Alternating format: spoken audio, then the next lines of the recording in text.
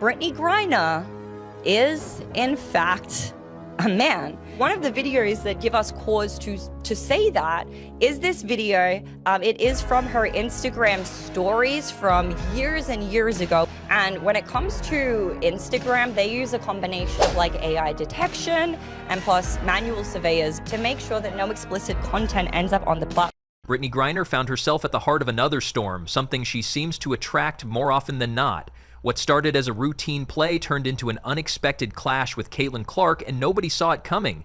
Cameras caught Brittney mouthing words after a foul, and what she said ignited a firestorm online. Some swear they heard her mutter trash and white girl, while others insist she simply complained about a bad call.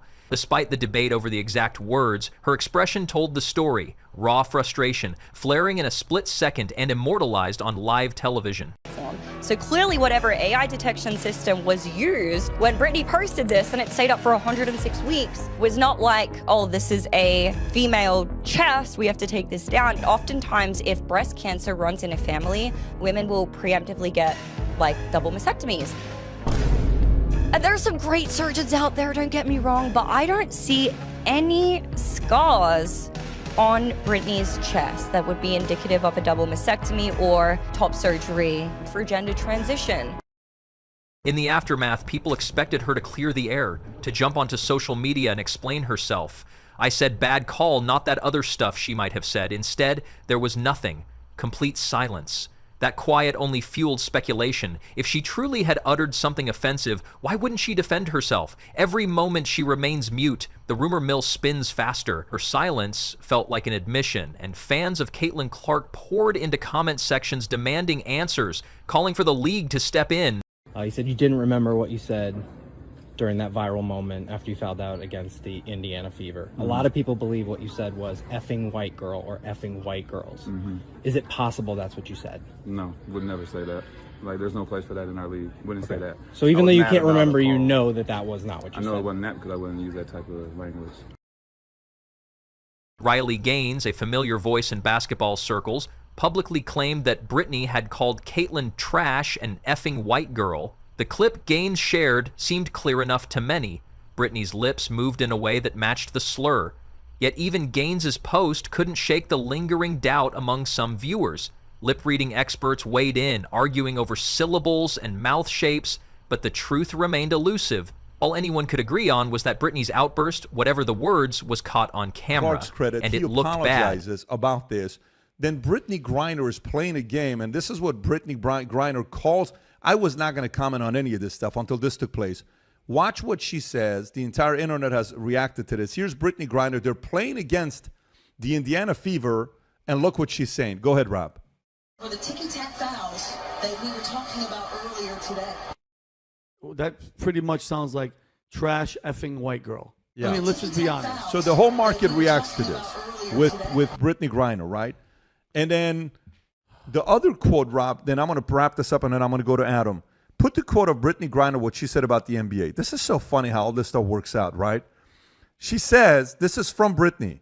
Every time we play her, there's this commotion, like this loud rumbling from the stands. Turns out it's people, thousands of them, just sitting there, watching on purpose. It's very disruptive. It's called a freaking game that they... As the pressure mounted, Skip Bayless, never one to hold back, criticized the WNBA for its inaction. He questioned why the league wasn't immediately disciplining Brittney, pointing out that a white player tossing out a racial insult would face a swift and severe penalty. The contrast was stark. When fans directed slurs at Caitlin, the league launched investigations in hours. Yet when the tables turned, there was only crickets from the WNBA offices. That double standard stung many longtime supporters who felt the league waved a protective shield over its star athlete. News. Brittney Griner voiced frustration in a recent interview, claiming that Caitlin Clark is ruining what used to make the WNBA great. Wait for this. Empty stands? Tom, let me just... Go ahead, I'm so mad. WNBA games used to be a chill, quiet place. You could bring your laptop and relax, maybe even get a little work done.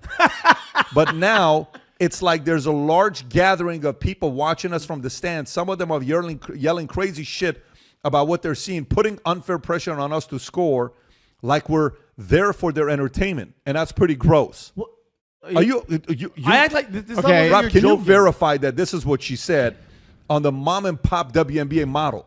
That she's sick of the and then she says the whole thing is toxic. I saw a guy with his daughter in the crowd, both of them yelling, couldn't hear what they were saying exactly, but it was either about my performance or some light racism. Definitely one of the two. Give me a flipping break. But the real twist came when an anonymous insider leaked documents suggesting that Brittney has been placed on a higher dose of estrogen.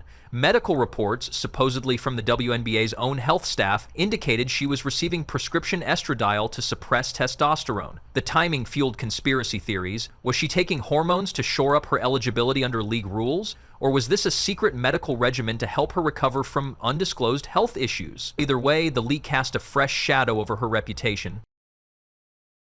And think about it, Brittney Griner talking all that trash.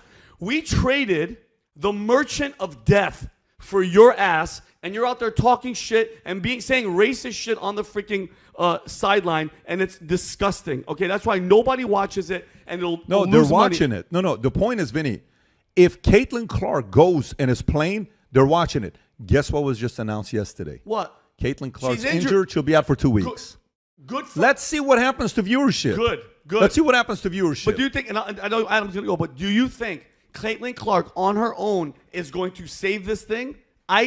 There's no way, especially with what she said and how they're all going to eat her alive, because she's a white girl in a league with predominantly black women, and the fact that, by the way, how can you say, I'm sitting there and people are yelling, thousands of people, it's distracting.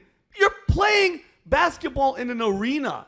It doesn't make sense, Tom. They're doomed. They're doomed. Photos of labeled estrogen vials circulated on social media, and each image added fuel to the rumor fire. Comments ranged from sympathetic, hoping Brittney had a genuine medical need, to outright hostile, accusing her of deceit and manipulation. The narrative morphed from a simple bad-mouthing incident to a broader question of fairness in women's sport. Could the league really be hiding in athletes' medical treatments? And if so, why keep fans in the dark? Brittney Griner is playing a game, and this is what Brittney Griner calls. I was not going to comment on any of this stuff until this took place. Watch what she says. The entire internet has reacted to this. Here's Brittney Griner. They're playing against the Indiana Fever, and look what she's saying. Go ahead, Rob. For the ticky-tack fouls that we were talking about earlier today. That pretty much sounds like trash effing white girl. Yeah. I mean, let's just be honest. So the whole market reacts to this with Brittney Griner, right? And then the other quote, Rob, then I'm going to wrap this up, and then I'm going to go to Adam. Put the quote of Brittney Griner, what she said about the NBA. This is so funny how all this stuff works out, right? She says, this is from Brittney. Every time we play her, there's this commotion, like this loud rumbling from the stands. Turns out it's people, thousands of them, just sitting there, watching on purpose. It's very disruptive. It's called a freaking game that they pay you money to play.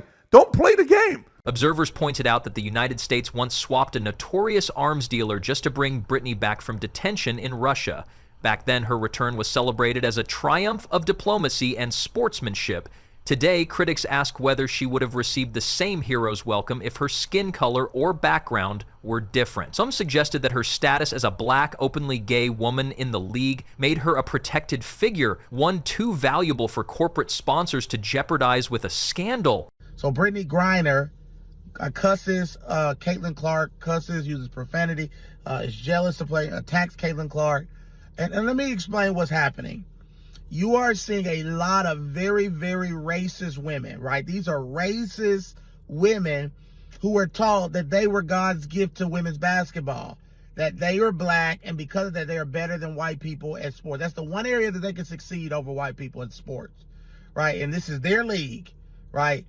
Then you got a young, the stereotypical white girl, pretty, skinny, that's better than, it comes into the sport and becomes the Michael Jordan, LeBron James of the sport. The face gets more publicity on one than they've ever got in some of their playoff, any of their games ever. Brings more money.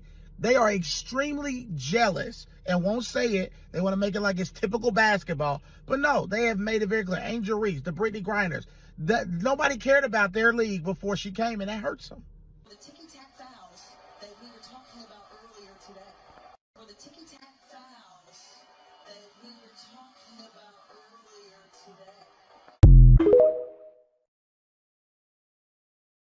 Meanwhile, Caitlin Clark continued to shine on the court, dragging record viewership numbers wherever she played. Fans flocked to arenas and tuned in on TV to watch her precision shooting and electric drives. Her rise to stardom made her the league's new face, and any perceived slight against her struck a nerve in a rapidly growing fan base. Supporters rallied behind her, using hashtags that declared Clark effect and praising her every move. Brittney's momentary glare at the bench felt like a challenge thrown at the heart of that movement. The WNBA's reluctance to address the situation only deepened the controversy. No official statement, no promise of investigation, not even a polite acknowledgement. In contrast, when Caitlin faced heckling or racial slurs from the crowd, league officials were quick to intervene, issuing warnings and suspensions. Now, silence reigned again. Fans and pundits speculated about boardroom back channels and sponsor pressure, wondering if major brands threatened to pull funding if Brittney were disciplined. Inside league circles, whispers spread that executives were in crisis meetings, debating whether to comment or stay quiet. Some argued that acknowledging the estrogen news would open a Pandora's box of medical privacy and risk legal challenges.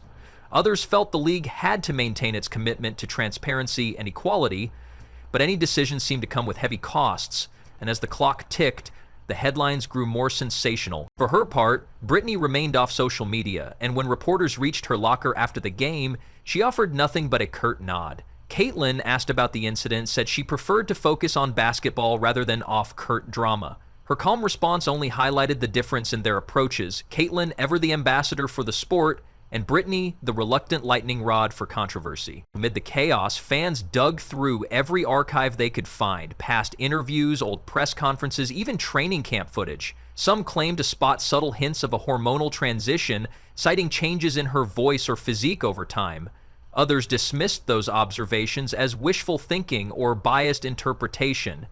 Yet the atmosphere crackled with suspicion, as if each side believed the other held the ultimate truth. Uyghur rights activist and former WNBA player Liz Cambage weighed in, urging the league to protect player health and privacy above all else. She reminded everyone that hormone therapy is a deeply personal matter, often linked to gender transition, menopause treatment, or injury recovery. Cambage warned that sensationalizing medical care could harm athletes seeking legitimate help. Her plea for empathy struck a chord with some fans, offering a more compassionate perspective in the midst of heated debate. Still, for those hungering for drama, the estrogen leak was the showstopper. Conspiracy blogs speculated about secret agendas, while mainstream outlets ran headlines questioning the integrity of women's basketball. The term exposed trended alongside Brittney's name, a reminder that once an athlete's private life enters the public domain, there is no turning back. Every tweet, every post, every comment felt like a brick in the wall of judgment. WNBA sponsor representatives declined to comment, maintaining that they fully support the league's values, yet insiders speculated that behind closed doors, some brands were nervous about their logos being associated with a perceived cover-up. The voice of silence echoed louder than any press release, and that void became its own story. One about power, race, gender, and the price of fame. Brittney's past trials, including her detainment in Russia, illustrated her resilience and the outpouring of support she once enjoyed. Back then, her safety united fans and politicians across party lines. Now, the same unity fractured as debates over her alleged words and hormone treatment split the community. It seemed ironic that an athlete who once symbolized triumph over adversity now stood accused of hiding the truth. Some fans expressed regret that the league's humanitarian victory felt overshadowed by this new controversy. They questioned whether the WNBA could weather another storm of negative press without compromising its growth. After all, viewership and ticket sales soared thanks to rising stars like Caitlin. But would the league risk that momentum by taking a hard line against Brittney? Or would it protect its veteran, even as she faced accusations of misconduct? In the locker rooms, players chatted nervously. Some admitted they felt torn, unsure whether to speak up or stay out of it. A few veterans shared that they had witnessed moments of tension and unsportsmanlike conduct over the years, some even worse than what Brittney's clip showed. Yet they also stressed the importance of due process and fairness, urging the league to investigate thoroughly before pronouncing judgment. As evening fell, social media debates raged on. Clips of Brittney elbowing Caitlin pumped through timelines alongside screenshots of leaked vials. Memes mocked both the clash and the hormone story, while heartfelt posts decried the rush to condemn without all the facts. In that digital chaos, one theme rang clear: Everyone craved transparency. What happens next depends on the WNBA's next move. Will the league launch an official probe, interview witnesses, and review medical records under confidentiality agreements? Or will it continue to bury its head in the sand, hoping the uproar fizzles out? Fans, sponsors, and players alike will be watching closely. This isn't just about one heated word or a medical regimen. It's about trust in an organization that claims to champion equality and integrity. For Brittney Griner, the fallout could define her legacy. Known for her Olympic heroics and legendary dunking ability, she now risks being remembered for a viral outburst and a hormone leak scandal. For Caitlin Clark, the incident only enhances her underdog story, the newcomer drawing both fierce competition and the fiercest support. And for the WNBA, the crisis poses a test of its values and its resolve. In the end, the question isn't just who said what or why Brittney might be on estrogen. The core issue is whether a sports league can balance privacy, fairness, and accountability in a world where every moment is captured, every rumor amplified, and every athlete's life is public property. The answers will shape not only the careers of Brittney and Caitlin, but also the future of women's basketball itself.